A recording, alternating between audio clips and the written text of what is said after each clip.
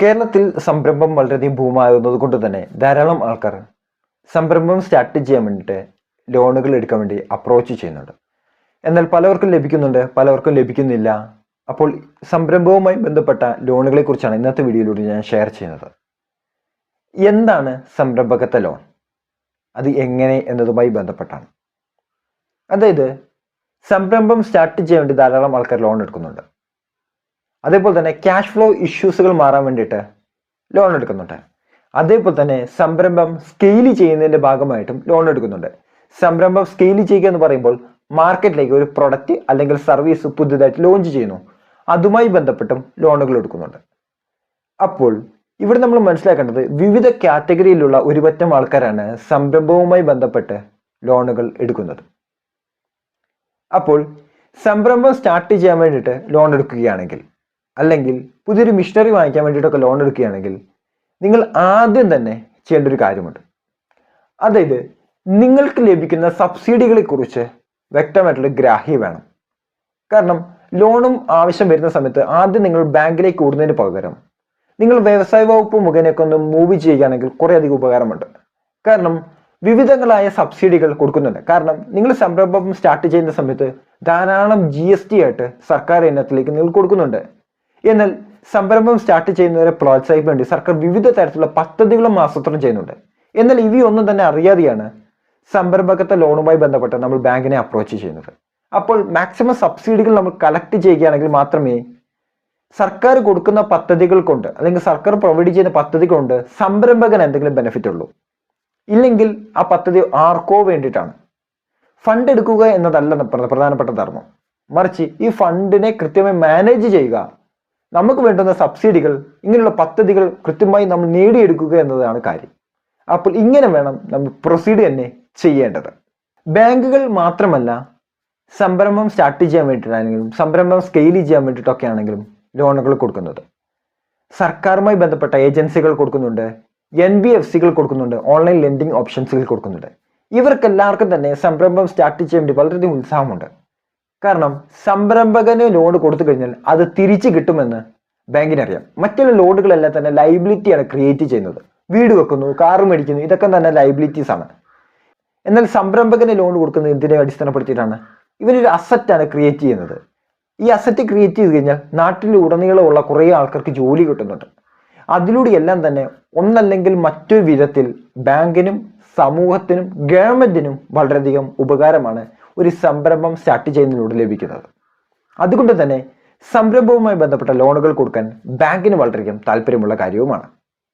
അപ്പോൾ ഇന്ന് നമുക്ക് സംരംഭകത്വ ലോണിനെ കുറിച്ച് അല്ലെങ്കിൽ ബിസിനസ് ലോണുകളെ കുറിച്ച് പരിചയപ്പെടുത്താം. അതിലെ പ്രോസസ്സ്, എന്തൊക്കെ കാര്യങ്ങൾ ശ്രദ്ധിക്കണം, ഇവയാണ് ഇന്നത്തെ വീഡിയോയിലൂടെ ഷെയർ ചെയ്യുന്നത്. എൻ്റെ പേര് ആൽബിൻ. ഇതേപോലെ അറിവുകൾക്ക് നിങ്ങൾ വളരെയധികം ഇൻട്രസ്റ്റ് ആണെങ്കിൽ please like, share and subscribe. അപ്പോൾ നമുക്ക് നോക്കാം.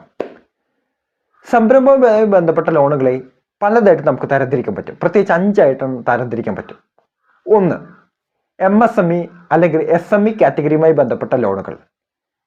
ഈ ഇൻഡസ്ട്രി എന്ന് പറയുമ്പോൾ ചെറിയ രീതിയിൽ തുടങ്ങുന്ന സംരംഭങ്ങൾ, അതായത് ശരാശരി ഒരു 1 കോടിക്ക് രൂപയ്ക്ക് താഴെയുള്ള ഇൻവെസ്റ്റ്മെന്റ് റേസ് ചെയ്തിട്ടുള്ള സംരംഭങ്ങൾ, അതേപോലെ തന്നെ 5 കോടി രൂപ വരെ ടേൺ ഓവറുള്ള കമ്പനികൾ അല്ലെങ്കിൽ സ്ഥാപനങ്ങളെയാണ് MSME അല്ലെങ്കിൽ SME എന്ന് പറയുന്നത്. ഇങ്ങനെ സ്റ്റാർട്ട് ചെയ്യുന്ന കമ്പനികളേക്ക് കൊടുക്കുന്ന ലോണുകൾ, ഇത് സ്റ്റാർട്ട് ചെയ്യാൻ വേണ്ടിയിട്ടുള്ള പർപ്പസിനാണ് കൊടുക്കുന്നത്. രണ്ടാമത്തത് working capital loan. Working capital loan എന്ന് പറയുമ്പോൾ ചില സമയത്ത് ബിസിനസ് റണ്ണായിക്കൊണ്ടിരിക്കുന്ന സമയത്ത് വർക്കിംഗ് ക്യാപിറ്റലിൻ്റെതായ ഷോർട്ടേജുകൾ വരാറുണ്ട്. അത് സാലറി കൊടുക്കണം, ഇലക്ട്രിസിറ്റി ബില്ല് കൊടുക്കണം, റെന്റ് കൊടുക്കണം, ഇങ്ങനെയുള്ള പല ആവശ്യങ്ങൾ. അപ്പോൾ ഇതിന് പ്രോപ്പർ ആയിട്ടുള്ള വർക്കിംഗ് ക്യാപിറ്റൽ വേണം. ഇതിൻ്റെ ഷോർട്ടേജ് വരികയാണെങ്കിൽ അതുമായി ബന്ധപ്പെട്ട് സമീപിച്ചു കഴിഞ്ഞാൽ നമുക്ക് വർക്കിംഗ് ക്യാപിറ്റൽ ലോണുകൾ അവതരിപ്പിക്കും. അടുത്തതാണ് മിഷനറിയുമായി ബന്ധപ്പെട്ട ലോണുകൾ. മിഷനറി പർച്ചേസ് ചെയ്യുന്നതുമായി ബന്ധപ്പെട്ട് കൊടുക്കുന്ന ലോണുകൾ. ഇങ്ങനെയുള്ള ലോണുകൾ പ്രത്യേകിച്ച് ഫുഡ് പ്രോസസ്സിംഗ് യൂണിറ്റുമായി സ്റ്റാർട്ട് ചെയ്യുന്ന യൂണിറ്റുകളൊക്കെ ആണെങ്കിൽ സബ്സിഡികൾ കൊടുക്കുന്നുണ്ട്. അത്തരം സബ്സിഡികൾ നേടിയെടുക്കണമെങ്കിൽ വ്യവസായ വകുപ്പ് മുഖേന നിങ്ങൾ കൊണ്ടുപോകുന്ന അല്ലെങ്കിൽ അപ്രോച്ച് ചെയ്യുന്നതാണ് നല്ലത്. അത് മുഖേന നിങ്ങൾക്ക് സബ്സിഡികൾ നേടിയെടുക്കാൻ സാധിക്കും.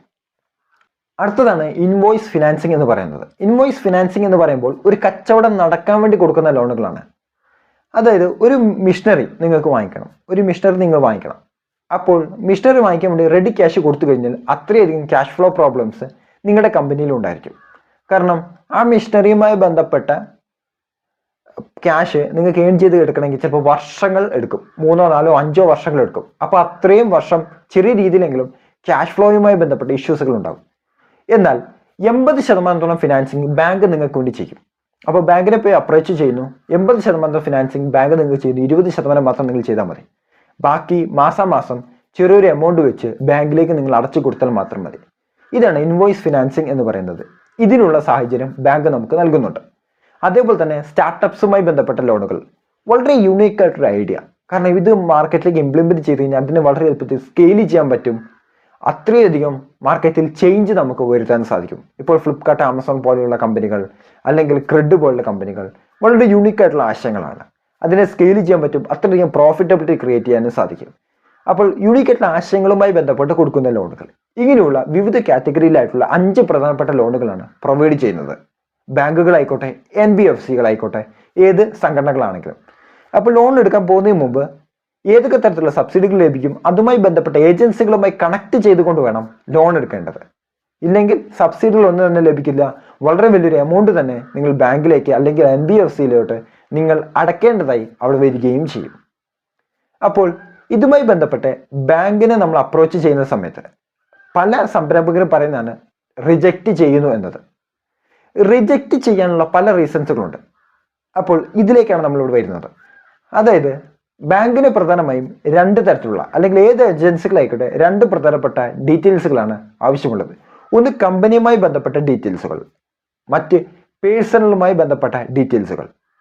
സംരംഭം സ്റ്റാർട്ട് ചെയ്യുന്ന സമയത്താണെങ്കിൽ ഏറ്റവും കൂടുതൽ പരാമർശിക്കുന്നത് പേഴ്സണലുമായി ബന്ധപ്പെട്ട ഡീറ്റെയിൽസുകളാണ്. എന്നാൽ കമ്പനി സ്റ്റാർട്ട് ചെയ്തു, അതിനുശേഷമാണ് നമ്മൾ ലോൺ എടുക്കാൻ പോകുന്നതെങ്കിൽ അവിടെ കമ്പനിയുമായി ബന്ധപ്പെട്ട ഡീറ്റെയിൽസുകളാണ് ആവശ്യപ്പെടുന്നത്. അത് കുറച്ചുകൂടെ കോംപ്ലിക്കേഷൻസുകളായിരിക്കും. നോർമലി ഏത് ഇൻസ്റ്റിറ്റ്യൂഷൻസുകൾ എടുത്തു കഴിഞ്ഞാലും ഒരു ആപ്ലിക്കേഷൻസ് ഉണ്ടായിരിക്കും, അത് നമ്മൾ പ്രോപ്പറായിട്ട് ഫില്ല് ചെയ്ത് കൊടുക്കണം. അതിനുശേഷം പേഴ്സണൽ ഡീറ്റെയിൽസുകൾ, അത് നമ്മുടെ Aadhaar card, pan card, bank statement മുതലായവ ആയിരിക്കാം. അപ്പോൾ ഇത് എന്തിനാവശ്യപ്പെടുന്നു എന്നൊരു ചോദ്യമുണ്ട്. അതായത് നമ്മുടെ പാൻ കാർഡാണ് ആവശ്യപ്പെടുന്നതെങ്കിൽ അത് നമ്മുടെ ക്രെഡിറ്റ് ഹിസ്റ്ററിയുമായി ബന്ധപ്പെട്ടും സിബിൽ സ്കോറുമായി ബന്ധപ്പെട്ടാണ് അവർ നമ്മളോട് ആവശ്യപ്പെടുന്നത്. ഇനി ഇത് കൂടാതെ തന്നെ കമ്പനിയുമായി ബന്ധപ്പെട്ട ഡീറ്റെയിൽസുകൾ ആവശ്യപ്പെടുന്നുണ്ട്. അതായത് അവിടെ നമ്മൾ ITR ഫയൽ ചെയ്തതിൻ്റെ റിപ്പോർട്ടുകൾ, അതല്ലെങ്കിൽ balance sheet, profit and loss account, bank statement തുടങ്ങിയ എല്ലാ ഡീറ്റെയിൽസുകളും തന്നെ ആവശ്യപ്പെടുന്നുണ്ട്. അത് കമ്പനിയുടെ ഫിനാൻഷ്യൽ സിറ്റുവേഷൻ, കമ്പനി ഏതൊക്കെ സോഴ്സ് വഴി വരുമാനം ജനറേറ്റ് ചെയ്യുന്നുണ്ട്, എത്രത്തോളം പ്രോഫിറ്റ് വിഹിതമുണ്ട്, ഇങ്ങനെയുള്ള കാര്യങ്ങൾ അറിയാൻ വേണ്ടിയിട്ടാണ് കമ്പനിയുമായി ബന്ധപ്പെട്ട ഡീറ്റെയിൽസുകൾ ആവശ്യപ്പെടുന്നത്. കാരണം ബാങ്ക് നമ്മൾക്ക് ക്യാഷ് തന്നു കഴിഞ്ഞാൽ, അല്ലെങ്കിൽ ഏത് ഇൻസ്റ്റിറ്റ്യൂഷൻസ് ആയിക്കോട്ടെ ക്യാഷ് തന്നു കഴിഞ്ഞാൽ അത് ഇവന് തരാനുള്ള സാധ്യതയുണ്ടോ, ഇവൻ എങ്ങനെ തരുമെന്ന് കൃത്യമായിട്ട് ഈ ഫിനാൻഷ്യൽ ഇൻസ്റ്റിറ്റ്യൂഷൻസുകൾക്ക് മനസ്സിലാക്കണം. ഈ മനസ്സിലാക്കിയ ശേഷം മാത്രമാണ് ഇവർ അപ്രൂവലിലേക്ക് തന്നെ പോകുന്നത്. ഇതാണ് ബേസിക് പ്രോസസ്സ് തന്നെ വരുന്നത്. അപ്പോൾ തിരിച്ചു പിടിക്കാനുള്ള സാധ്യത കണ്ടില്ലെങ്കിൽ അവർ നമുക്ക് തരില്ല. അപ്പോൾ തിരിച്ചു പിടിക്കാൻ സാധ്യത കണ്ടില്ലെങ്കിൽ പലപ്പോഴും ഈടും കാര്യങ്ങളൊക്കെ ചോദിക്കാം. അത് ഓരോ ഇൻസ്റ്റിറ്റ്യൂഷൻസുകളെ സംബന്ധിച്ച് അവരുടെ ടേംസ് ആൻഡ് കണ്ടീഷൻ വ്യത്യസ്തമാണ്. ബാങ്കിനെ പോലെ ആയിരിക്കില്ല നോൺ ബാങ്കിങ് ഇൻസ്റ്റിറ്റ്യൂഷൻസുകൾ, നോൺ ബാങ്കിങ് ഫിനാൻഷ്യൽ ഇൻസ്റ്റിറ്റ്യൂഷൻസുകൾ അവരുടെ ടേംസ് ആൻഡ് കണ്ടീഷൻ. അപ്പോൾ ഇൻസ്റ്റിറ്റ്യൂഷൻസുകളെ സംബന്ധിച്ചിടത്തോളം അതിൻ്റെ ടേംസ് ആൻഡ് കണ്ടീഷൻസുകളും ഇൻട്രസ്റ്റ് റേറ്റിലെല്ലാം തന്നെ മാറ്റങ്ങൾ ഉണ്ടായേക്കാം. ഇനി നമ്മളൊരു സംരംഭം സ്റ്റാർട്ട് ചെയ്യാൻ വേണ്ടി പോവുകയാണ്. അതുമായി ബന്ധപ്പെട്ട് ലോൺ എടുക്കുന്നതിന് മുമ്പ് തന്നെ മാർക്കറ്റിൽ നമ്മുടെ ബിസിനസ്സുമായി ബന്ധപ്പെട്ട് അല്ലെങ്കിൽ ഏത് പർപ്പസിന് വേണ്ടിയിട്ടാണ് ലോൺ എടുക്കാൻ പോകുന്നത്, അതുമായി ബന്ധപ്പെട്ട് മാർക്കറ്റിൽ അവൈലബിൾ ആകുന്ന മൊത്തം ലോണുകളെ കുറിച്ച് ഒന്ന് റിസർച്ച് ചെയ്യുക. എന്തിനാണ് റിസർച്ച് ചെയ്യേണ്ടത്? പലതരത്തിലുള്ള അഡ്വാൻറ്റേജുകൾ അതിൻ്റെ അകത്ത് നമുക്ക് ഒളിഞ്ഞിരിക്കുന്നുണ്ട്. അത്തരം അഡ്വാൻറ്റേജുകൾ, ഇപ്പോൾ സബ്സിഡി ഒക്കെ ആയിക്കോട്ടെ, അപ്പോൾ അത്തരം അഡ്വാൻറ്റേജുകൾ നേടിയെടുക്കണമെങ്കിൽ കൃത്യമായി ഈ ലോണുകളെ കുറിച്ചെല്ലാം തന്നെ അറിഞ്ഞിരിക്കണം. അതിനുശേഷം മാത്രമേ നമ്മൾ പ്രൊസീഡ് തന്നെ ചെയ്യാവൂ. ഇനി ഏതെങ്കിലും ഒന്ന് ഫിക്സ് ചെയ്ത് കഴിഞ്ഞാൽ, അതിൻ്റെ ആപ്ലിക്കേഷൻ ഫോം ഫില്ല് ചെയ്ത് കഴിഞ്ഞാൽ, അവർക്ക് കൊടുക്കുന്ന ഡോക്യുമെന്റും നമ്മൾ കറക്റ്റ് ചെയ്ത് കഴിഞ്ഞാൽ മൾട്ടിപ്പിൾ പ്രാവശ്യം ഒന്ന് ഓഡിറ്റ് ചെയ്യണം. എന്തിനാണ്? ഏതെങ്കിലും തരത്തിലുള്ള തെറ്റുകൾ വരുത്തുന്നുണ്ടെങ്കിൽ അത് ക്ലിയർ ചെയ്യാൻ വേണ്ടിയിട്ടാണ് മൾട്ടിപ്പിൾ പ്രാവശ്യം ഓഡിറ്റ് ചെയ്യണം എന്ന് പറയുന്നത്. അതിൻ്റെ കൂടെ തന്നെ ശ്രദ്ധിക്കേണ്ട കാര്യമാണ് നമ്മുടെ പാൻ കാർഡുമായി ബന്ധപ്പെട്ട്. നിലവിൽ കുറേ അധികം ലോണുകൾ നമുക്കുണ്ടെങ്കിൽ അത് എത്രയും പെട്ടെന്ന് ക്ലിയർ ചെയ്യുന്നതാണ് നല്ലത്. കാരണം അവിടെ ലോൺ എടുത്തു കഴിഞ്ഞിട്ട് അത് തിരിച്ചടയ്ക്കാനുള്ള കപ്പാസിറ്റി ഇല്ല എന്ന് ബാങ്കിന് മനസ്സിലാക്കി കഴിഞ്ഞാൽ അത് റിജക്റ്റ് ചെയ്യും. അപ്പോൾ അത് വരാതിരിക്കാൻ വേണ്ടിയിട്ടാണ് അത് ചെയ്യുന്നത്. സിബിൽ സ്കോർ മോശമാണെങ്കിൽ അത് എത്രയും പെട്ടെന്ന് അത് ഇംപ്രൂവ് ചെയ്യേണ്ടത് അത്യാവശ്യമാണ്. സിബിൽ സ്കോർ മോശമാണെങ്കിൽ ലോൺ തരത്തുമില്ല. അപ്പോൾ സിബിൽ സ്കോർ മികച്ചതാക്കാൻ പ്രത്യേകം ശ്രദ്ധിക്കണം. കൂടാതെ നിങ്ങൾ മാനേജറുമായിട്ട് ഓപ്പൺ ആയിരിക്കണം. കാരണം ഏതെങ്കിലും തരത്തിലുള്ള കാര്യങ്ങൾ ഹൈഡ് ചെയ്യാൻ വേണ്ടി ശ്രമിച്ചു കഴിഞ്ഞാൽ അവർക്ക് ഡൗട്ട് അടിക്കും, നിങ്ങളുടെ വിശ്വാസം ഉണ്ടാകില്ല, അവരത് റിജക്റ്റ് ചെയ്യും, അവരുടെ ഭാഗത്തുനിന്ന് വരുന്ന സപ്പോർട്ട് നമുക്ക് ലഭിക്കാതെ വരും. അപ്പോൾ അത്തരം കാര്യങ്ങൾ നിങ്ങൾക്ക് ഒഴിവാക്കണമെങ്കിൽ മാനേജറുമായി ഓപ്പൺ ആയിരിക്കണം. നിങ്ങളുടെ എക്സ്പീരിയൻസുമായി ബന്ധപ്പെട്ട്, നിങ്ങളുടെ എഡ്യൂക്കേഷൻ ക്വാളിഫിക്കേഷനുമായി ബന്ധപ്പെട്ട്, അതേപോലെ തന്നെ കമ്പനിയുമായി ബന്ധപ്പെട്ട്, അതിൻ്റെ വരുമാന സാധ്യതകളുമായി ബന്ധപ്പെട്ട് അവർ ചോദിക്കുന്ന ചോദ്യങ്ങൾക്ക് പ്രോപ്പറായിട്ടുള്ള ഉത്തരം കൊടുക്കാൻ നിങ്ങൾക്ക് സാധിക്കണം. എന്നാൽ മാത്രമായിരിക്കും അവരുടെ ഭാഗത്തുനിന്നും കൂടെ ഒരു ഇനിഷ്യേറ്റീവ് അവർ എടുക്കുന്നത്. ഇല്ലെങ്കിൽ അവരുടെ ഭാഗത്തുനിന്ന് ഇനിഷ്യേറ്റീവ് എടുക്കാതെ പോരും. അടുത്ത നിങ്ങൾ ശ്രദ്ധിക്കേണ്ടത്, ഏത് പർപ്പസിനാണ് നിങ്ങൾ ലോൺ എടുക്കാൻ വേണ്ടി പോകുന്നത്, ഈ പർപ്പസിന് വേണ്ടി മാത്രം നിങ്ങൾ ലോൺ എടുക്കുക. അതിൻ്റെ ഇടയിൽ കൂടെ മറ്റു കാര്യങ്ങൾ തിരികെ കയറ്റരുത്. അതായത് നിങ്ങൾ മിഷനറിക്ക് വേണ്ടിയാണ് ലോൺ എടുക്കാൻ പോകുന്നതെങ്കിൽ അതിൻ്റെ ഇടയിൽ കൂടെ വർക്കിംഗ് ക്യാപിറ്റലിനും കൂടെ ലോൺ എടുക്കാൻ വേണ്ടി നിങ്ങൾ അവിടെ ശ്രമിക്കരുത്. ഒരു പർപ്പസ് ഒന്നിനു വേണ്ടി മാത്രം നിങ്ങൾ യൂസ് ചെയ്യുക. മൾട്ടിപ്പിൾ പ്രാവശ്യത്തിലോട്ട് വരുന്ന സമയത്ത് അത് കൂടുതൽ ബാധ്യതകളിലേക്കും മറ്റൊക്കെ ആയിട്ട് നിങ്ങൾ തള്ളിയിടുകയും ചെയ്യും. അപ്പോൾ ഏത് പർപ്പസിനാണോ ലോൺ എടുക്കാൻ പോകുന്നത് ആ പർപ്പസിന് വേണ്ടി മാത്രം നിങ്ങൾ വിനിയോഗിക്കാൻ പ്രത്യേകം ശ്രദ്ധിക്കുക. ലോൺ എടുത്തു കഴിഞ്ഞാൽ സാമ്പത്തിക കാര്യങ്ങൾ പ്രത്യേകം നിങ്ങൾ ശ്രദ്ധിക്കണം. അവിടെ ഒരു കണ്ണ് നിങ്ങളുടെ പ്രത്യേകം വേണം. കാരണം കൃത്യമായ ആസൂത്രണം വേണം. കാരണം ഓരോ മാസവും നിങ്ങൾ കൃത്യമായി എമൗണ്ട് അടഞ്ഞടഞ്ഞു പോകണം. ഇല്ലെങ്കിൽ അവിടെ നിങ്ങളുടെ പാളം തെറ്റും, അത് നിങ്ങളെ വളരെ വലിയ ഡെപ്റ്റിലോട്ട് പോകും, നിങ്ങളുടെ സിബിൽ സ്കോർ മോശമാകും, പിന്നീട് ഒരു തരത്തിലുള്ള ലോൺ ലഭിക്കാതെ വരും. അപ്പോൾ കൃത്യമായി പ്ലാനിങ്ങുകൾ വേണം, അത് ഇംപ്ലിമെൻറ്റ് ചെയ്യണം, അത് ടാർഗറ്റ് അച്ചീവ് ചെയ്യുകയും വേണം. ഇല്ലെങ്കിൽ നിങ്ങളെ താളം തെറ്റുകയും ചെയ്യും. വളരെ വലിയൊരു ബാധ്യത നിങ്ങൾ അറിഞ്ഞുകൊണ്ട് തന്നെ തലയിൽ ഏറ്റിവെക്കുന്നതിന് തുല്യമായി തീരും ഇങ്ങനെയുള്ള ഡെപ്റ്റുകൾ എടുക്കുന്ന സമയത്ത്. അപ്പോൾ ഇത്തരം കാര്യങ്ങൾ പ്രത്യേകം ശ്രദ്ധിക്കണം. അപ്പോൾ ഇന്നത്തെ വീഡിയോയിലൂടെ സംരംഭകത്വ ലോണുമായി ബന്ധപ്പെട്ടാണ് ഈ വീഡിയോയിലൂടെ ഷെയർ ചെയ്തത്. ഏതൊക്കെ ഡോക്യുമെന്റുകൾ വേണം, ഏതൊക്കെ ലോണുകളാണ് പ്രധാനമായിട്ടും ഉള്ളത് തുടങ്ങിയ കംപ്ലീറ്റ് വിവരങ്ങൾ ഈ വീഡിയോയിലൂടെ ഷെയർ ചെയ്ത് കഴിഞ്ഞു. ഈ വീഡിയോ വളരെ ഉപകാരമായെങ്കിൽ please like, share and subscribe. അടുത്ത വീഡിയോയിൽ മറ്റൊരു ടോപ്പിക്കുമായി നമുക്ക് വീണ്ടും കാണാം. ബൈ.